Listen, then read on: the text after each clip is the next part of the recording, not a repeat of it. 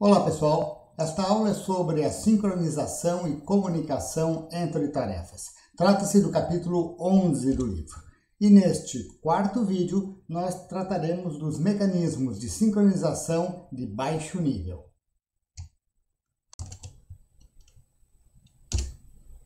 Com relação ao problema da seção crítica, existem dois mecanismos de baixo nível que são muito empregados, ou diretamente para tentar lidar com o problema da seção crítica, ou como base para a construção de mecanismos mais elaborados e abstrações de mais alto nível.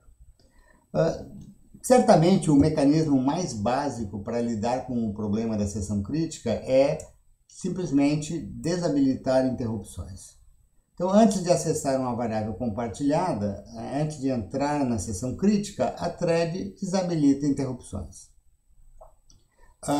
O chaveamento de contexto, em um processador sempre acontece em resposta a uma interrupção. Então, por exemplo, a interrupção do timer avisa que terminou a fatia de tempo e tem que trocar de tarefa. A interrupção do controlador de Ethernet avisa que chegou um pacote Ethernet para uma thread de altíssima prioridade, ela precisa executar e assim por diante. Portanto, com interrupções desabilitadas, as interrupções ficam pendentes, elas não são reconhecidas pelo sistema, o escalonador não executa e a tarefa em questão, a thread em questão, não perde o processador, de maneira que ela pode prosseguir tranquilamente em sua seção crítica. Ou seja, a thread em questão, tendo desabilitado interrupções, poderá executar a seção crítica de forma atômica. Atômico aqui no sentido grego de indivisível. Quando a thread terminou a seção crítica, ela volta a habilitar as interrupções, na saída, trazendo o sistema para um estado normal. Esta execução atômica da seção crítica garante a exclusão mútua, porque quando a tarefa, estou usando aqui tarefa e thread como sinônimos, quando a tarefa está dentro da sua seção crítica, o sistema está com interrupções desabilitadas, não ocorrem chaveamentos, a execução é atômica e, portanto, o fato de termos uma tarefa na seção crítica exclui outras tarefas daquela seção crítica. É claro que desabilitar interrupções só funciona em monoprocessador, porque se eu tenho um multicore, se eu tenho múltiplos processadores, não adianta nada eu desabilitar as interrupções em um deles, enquanto que nos outros processadores, nos outros cores, as tarefas continuam executando em paralelo, ou seja, em multicore, desabilitar interrupções apenas não basta para garantir a exclusão mútua, dado que as threads executam em paralelismo físico. Então, uma limitação desta solução não funciona em multicore.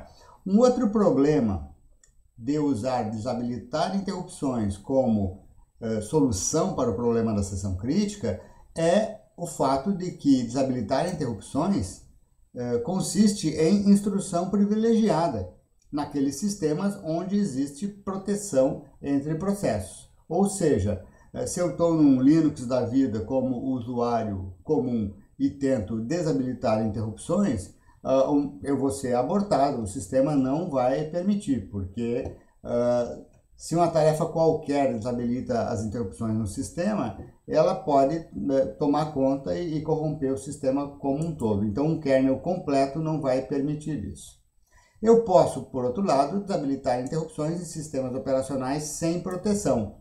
Ou seja, quando eu estou usando um microkernel que não implementa mecanismos de proteção, desabilitar interrupções pode ser usado como mecanismo de proteção para a seção crítica. Ou se o meu código está dentro do kernel, se dentro do kernel do Linux, em modo sistema, eu posso desabilitar interrupções.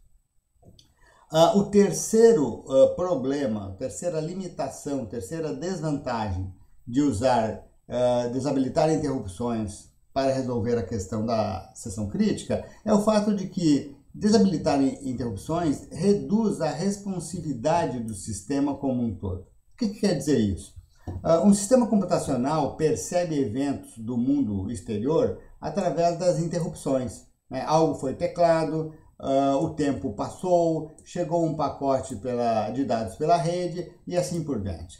Sempre que eu desabilito interrupções, elas não são atendidas imediatamente, elas ficam pendentes e tão logo eu habilite interrupções novamente, elas serão atendidas.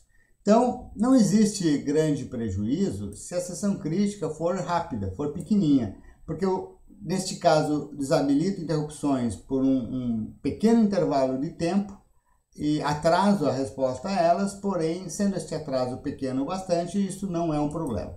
Porém, se uma sessão crítica for muito longa, eu vou demorar muito a responder às interrupções que o mundo exterior me envia e, portanto, eu vou reduzir a qualidade temporal do sistema como um todo.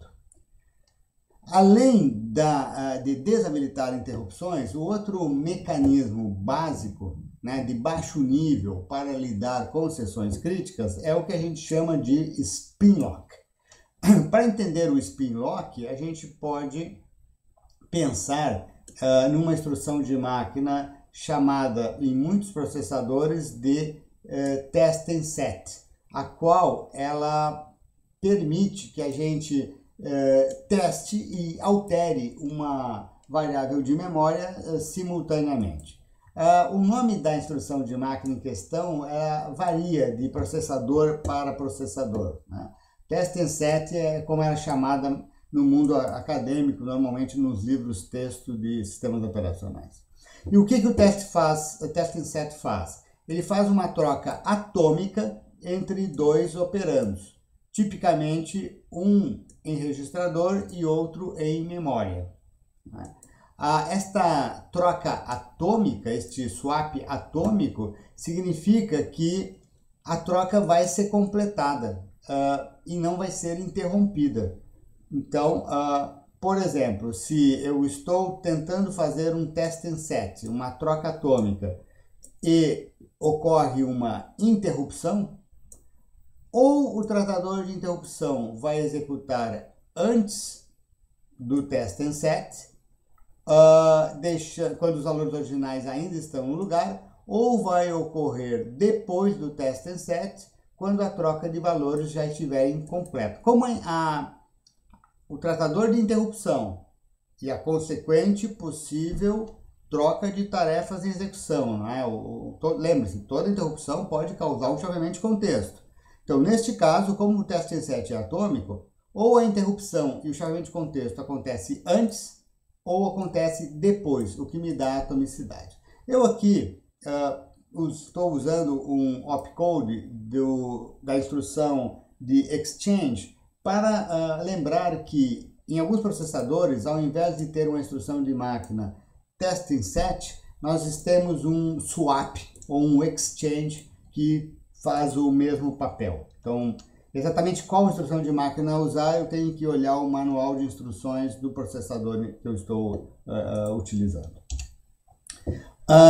A atomicidade das instruções do tipo test and set, do tipo exchange, ela também é mantida em multicore, porque os engenheiros que fizeram o design do multicore, do multiprocessador, o fizeram de tal forma a respeitar a atomicidade das instruções de test and set, porque eles sabem que os programadores vão utilizar instruções de test and set para resolver o problema da sessão crítica, mesmo em multicore, mesmo quando tarefas executam em cores diferentes. Tá? De novo, caso duas threads em núcleos, em cores distintos, tentem executar simultaneamente o test and set, ou, por exemplo, uma instrução exchange, sobre os mesmos operandos, exatamente ao mesmo tempo, o hardware do multicore vai garantir a atomicidade, ou seja, se eu tenho a tarefa A no core A e a tarefa B no core B, as duas executando test and set, executando exchange simultaneamente, o hardware vai garantir que ou a tarefa A no core A completa a instrução antes, ou a tarefa B no core B completa a instrução antes. Elas não vão se misturar. A partir do teste em set, do exchange, eu implemento o spin lock. Na verdade, o que é o spin lock? É um loop onde eu fico testando o valor de uma variável lock.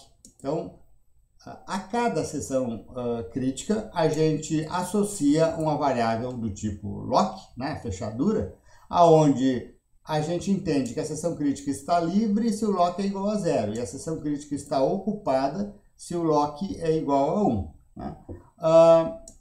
Eu vou fazer o seguinte, eu vou colocar 1 num registrador e vou fazer um swap, um exchange com a variável lock.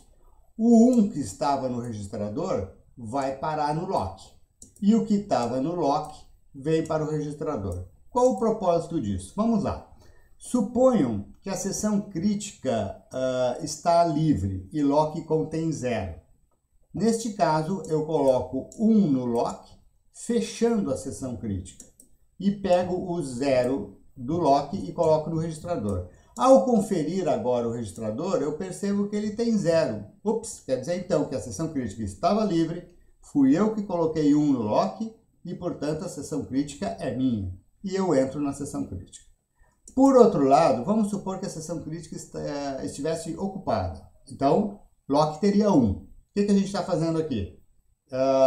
Pega o 1 do registrador, coloca em lock, que já tinha 1, então ele continua com 1. Pega o 1 do lock e coloca no registrador. Então, o lock que tinha 1 continua 1, a sessão crítica continua ocupada, ela está sendo usada por outra tarefa. E eu confiro, afinal, o que eu peguei lá? Eu peguei 1. Opa, como tinha 1 em lock, ela já estava ocupada, eu não peguei nada, eu vou continuar esperando e eu entro num loop. Eu entro num loop onde eu fico o tempo todo repetindo o teste set, o exchange, até o dia em que eu pego o lock 0 para mim, coloco o 1 lá, eu tranquei a sessão crítica, eu tranquei o lock e, portanto, agora eu posso entrar na sessão crítica. Resultado, então, antes de entrar na sessão crítica, a thread, a tarefa, fica num loop, trocando 1 por lock, até o dia em que o lock era 0 e ela pôs 1 ali. Então, agora a sessão crítica é dela. Né? Na saída da sessão crítica, eu preciso liberar a mesma, liberar o lock, mas isso é simplesmente obtido, esse efeito, né? Colocando 0 na variável lock. E pronto, uma vez que eu coloquei 0 no lock, a sessão crítica está livre. A próxima tarefa que fizer a troca de 1 por lock, vai pegar o 0 do lock e vai entrar na sessão crítica. É claro que se eu tiver várias tarefas no loop, tentando pegar o lock zerado, quando eu jogo 0, quando a tarefa que está saindo da sessão crítica joga 0 no lock, acontece uma espécie de sorteio. A primeira tarefa que executar o teste and set, o exchange, vai pegar o 0 do lock e vai botar 1 no lugar. A próxima já não vai conseguir entrar porque vai encontrar o lock igual a 1. Então, se eu deixo as tarefas, as threads em loop, fazendo o swap, fazendo o exchange, né, fazendo o test in set, a primeira que pegar o 0 leva à sessão crítica. É possível implementar algumas soluções um pouco mais elaboradas para o spin lock, onde a fila de threads é criada e são atendidas por ordem de chegada. Um pouco mais de software, um pouco mais de código, eu consigo eliminar o sorteio e implementar um spin lock que funciona por ordem de chegada. A primeira tarefa da lock, a primeira tarefa a tentar entrar na sessão crítica é a primeira tarefa a conseguir entrar, tão logo a sessão crítica fique livre. Um problema do spin lock é que eu tenho aqui um gasto de processador inútil, no sentido de que eu fico num loop testando, sem executar o código da aplicação, até que a tarefa consegue entrar na seção crítica. Esse bloqueio, onde a tarefa fica testando até poder prosseguir, gastando processador, tempo de processador neste processo, é chamado de busy waiting. Então, busy waiting é algo indesejável, né? É gastar processador enquanto espera. E no caso do spin lock puro, né, eu tenho isso, né? Enquanto a tarefa espera para entrar na seção crítica, ela ocupa o processador executando um laço onde constantemente fica repetindo a instrução de máquina do testing set, né? Pode ser um swap, um exchange, etc. Por isso que se eu tenho monoprocessador, eu vou resolver o problema com desabilitar interrupções. Eu não vou usar spin lock, porque em um monoprocessador, desabilitar interrupções é muito mais eficiente. Porém, em um multicore, em um multiprocessador, nós vimos que desabilitar interrupção não adianta, porque os caras continuam executando em paralelo, então eu sou obrigado a usar o spin lock. Por isso, no caso do multicore, enquanto uma thread acessa a seção crítica em um processador, em um core, uma outra thread em outro core fica em busy waiting, fazendo spin lock e esperando. Essa situação ela vai ser tolerável quando as sessões críticas forem rápidas, foram curtas, foram rápidas, ou seja, o tempo de processador que eu vou perder, porque a thread está num loop à espera da liberação do lock, é tolerável, né? É tolerado se a sessão crítica for bem rapidinha. Embora muito usados na implementação do kernel do sistema operacional, ou seja, problemas de sessão crítica, condições de corrida dentro do kernel são resolvidos muito frequentemente com estes mecanismos de baixo nível, desabilita interrupções e spin lock, tratam-se de mecanismos inconvenientes se nós formos pensar na programação da aplicação. Porque na aplicação, as sessões críticas podem ter as durações as mais variadas possíveis, né? Eu posso ter sessão crítica grande, e aí o que acaba é que, se eu desabilitar interrupções, eu vou diminuir a responsividade do sistema, e também não posso fazer isso em sistema com proteção. Se eu vou usar o spin lock, eu vou gastar um tempão de processador em busy waiting no spin lock. Então, embora os mecanismos de baixo nível possam ser usados para implementar mecanismos de mais alto nível, usar na minha aplicação não é uma boa ideia. A não ser, é claro, que eu estou num sistema simples. Por exemplo, nós vimos lá atrás em outro capítulo a ideia de um laço principal com tratadores de interrupção. E às vezes o laço principal e o tratador de interrupção compartilham variáveis. E eu não posso deixar o tratador de interrupção acessar as variáveis em determinados momentos. E para isso eu desabilito interrupções. Ou então em um microkernel, onde não há proteção de memória, desabilitar a interrupção é ok a nível de aplicação e eu uso isso. Porém, em sistemas maiores, eu preciso de mecanismos melhores para resolver a nível da aplicação o problema da sessão crítica. Tentar usar na minha aplicação mecanismos de baixo nível como estes que nós vimos neste vídeo, obriga o programador da aplicação a considerar aspectos da arquitetura do computador e do processador, os quais deveriam ser completamente escondidos pelo compilador e pelo sistema operacional. Então, a ideia de usar um sistema operacional é eu, programador da aplicação, não ter que me preocupar com detalhes de arquitetura de hardware, ok? Então, por isso, a gente vai utilizar os mecanismos de baixo nível, desabilita interrupção, spin lock, para implementar mecanismos de mais alto nível, os quais são muito mais convenientes para o programador da aplicação. E a gente vai focar agora, então, no mecanismo chamado como mutex, né? O próprio nome dele já me diz, né?